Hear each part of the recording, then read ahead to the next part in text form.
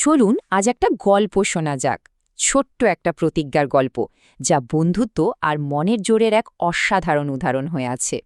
আচ্ছা, একজন বন্ধু আরেকজন বন্ধুর জন্য ঠিক কি করতে পারে? আমাদের আজকের গল্পটা কিন্তু ঠিক এই প্রশ্নটাকে ঘিরেই। এমন একটা বন্ধুত্বের গল্প যা আমাদের দেখাবে যে অসম্ভবকেও কিভাবে সম্ভব করা যায়। তো আমাদের গল্পের শুরুটা হচ্ছে একটা গোপন প্রতিজ্ঞা দিয়ে। তত্ত্বচান তার বন্ধু ইয়াসুয়াকি চানকে এমন একটা কথা দিয়েছিল, যা ওদের দুজন ছাড়া আর কেউই জানত না। আর সেই কথাটাই রাখার জন্য ও মনে মনে তৈরি হচ্ছিল। গল্পটা যেখানকার সেই জায়গাটাও কিন্তু খুব মজার। তোমই গাকুয়ের নামের একটা স্কুল।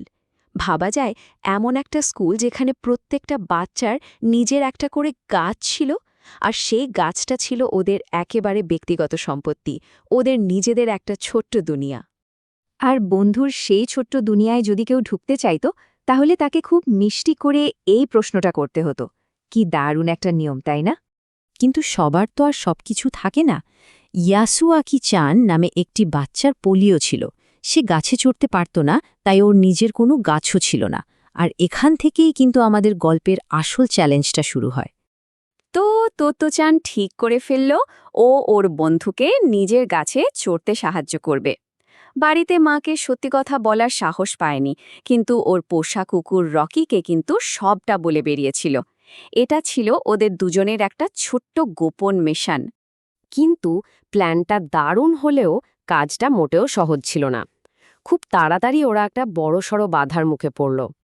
তত্ত্বচান তো প্রথমে একটা সাধারণ মই জোগাড় করে আনল, কিন্তু ইয়াসুয়াকি চানের শরীরে এতটাই কম জোর ছিল যে ও মইয়ের প্রথম ধাপটাও পেরোতে পারছিল না। তত্ত্বচান বেচারা পেছন থেকে ঠেলে তোলারও অনেক চেষ্টা করল, কিন্তু কিছুতেই কিছু হলো না। প্রথমবারে অসফল হয়ে ইয়াসুয়াকি চানের মুখটা একদম ছোট হয়ে গেল। ও মন খারাপ করে মাথা নিচু করে দাঁড়িয়ে রইল। তখনই ওরা বুঝতে পারল, কাজটা ওরা যতটা সহজ ভেবেছিল, আসলে তার চেয়ে অনেক অনেক বেশি কঠিন। তাহলে কি তত্ত্বচানের চেষ্টা এখানেই শেষ? ও কি হাল ছেড়ে দেবে, নাকি বন্ধুকে দেওয়া কথা রাখার জন্য নতুন কোনো উপায় খুঁজে বের করবে? না, তত্ত্বচান হাল ছাড়ার পাত্রী নয়। এরপর শুরু হলো সেই অবিশ্বাস্য চেষ্টা, সেই কঠিন আরোহণ। এটা ছিল ওদের দুজনের মনের জোর আর বন্ধুত্বের আসল পরীক্ষা। ও এক দৌড়ে গেল দারোয়ানের শেডের দিকে, আর সেখান থেকে টেনে হিঁচড়ে একটা ভারী সিঁড়ি মই নিয়ে এলো, যেটা দাঁড় করিয়ে রাখার জন্য কাউকে ধরতে হয় না। ওই ছোট্ট শরীরে এত জোর কোত্থেকে এলো তা দেখে ও নিজেই অবাক হয়ে গিয়েছিল। এবার শুরু হলো আসল লড়াই। চারিদিকে গনগনে রোদ, দুজনেই ঘেমে একাকার। তত্ত্বচান এবার ইয়াসুয়াকি চানের নিচে গিয়ে নিজের মাথা দিয়ে ওকে এক এক ধাপ করে উপরে ঠেলে তুলতে লাগল। ভাবা যায় কি অসম্ভব একটা চেষ্টা! আর ওদের এই কঠিন পরিশ্রমটা কাজে দিল। ইয়াসুয়াকে চান শেষ পর্যন্ত মইয়ের একেবারে মাথায় পৌঁছে গেল। যাক, প্রথম বাধাটা তাহলে পার করা গেল। কিন্তু আসল বিপদ তো এখনও বাকি। মইয়ের চূড়া থেকে গাছের ডালে ওঠাটা ছিল সবচেয়ে কঠিন আর সবচেয়ে ঝুঁকির কাজ। এখন ওরা কি করবে? সেই মুহূর্তে ইয়াসুয়াকি চান যেন নিজের সবটা বিশ্বাস তুলে দিয়েছিল তত্ত্বচানের হাতে। আর তত্ত্বচানও ওর ছোট্ট শরীরে যা শক্তি ছিল সবটা এক করে বন্ধুকে গাছের ডালে তোলার জন্য প্রায় জীবনের ঝুঁকি নিয়েই টান দিল। আর তারপর সব কষ্ট, সব বাধা পেরিয়ে ওরা এমন একটা জায়গায় পৌঁছালো যেখান থেকে পুরো পৃথিবীটাকেই একদম অন্যরকম লাগছিল। হ্যাঁ, ওরা পেরেছে।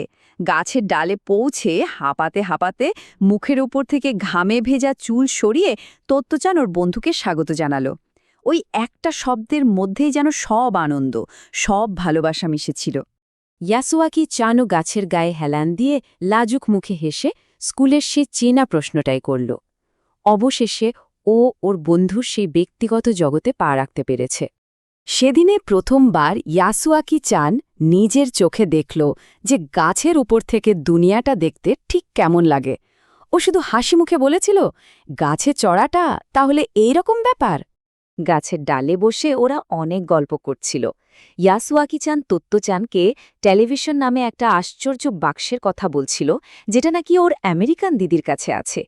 সেই সময়ে টেলিভিশন জিনিসটা কি তা তো তত্ত্বচানের কাছে ছিল একেবারেই অচেনা। গল্পটা শেষ হয় খুব সাধারণ কিন্তু ভীষণ গভীর একটা লাইন দিয়ে। লাইনটা হলো, সেটাই ছিল ইয়াসুয়াকি চানের জীবনে প্রথমবার কাছে চড়া। এই একটা লাইনের মধ্যেই যেন একজনের স্বপ্নপূরণ আর অন্যজনের বন্ধুত্বের পুরো গল্পটা লুকিয়ে আছে।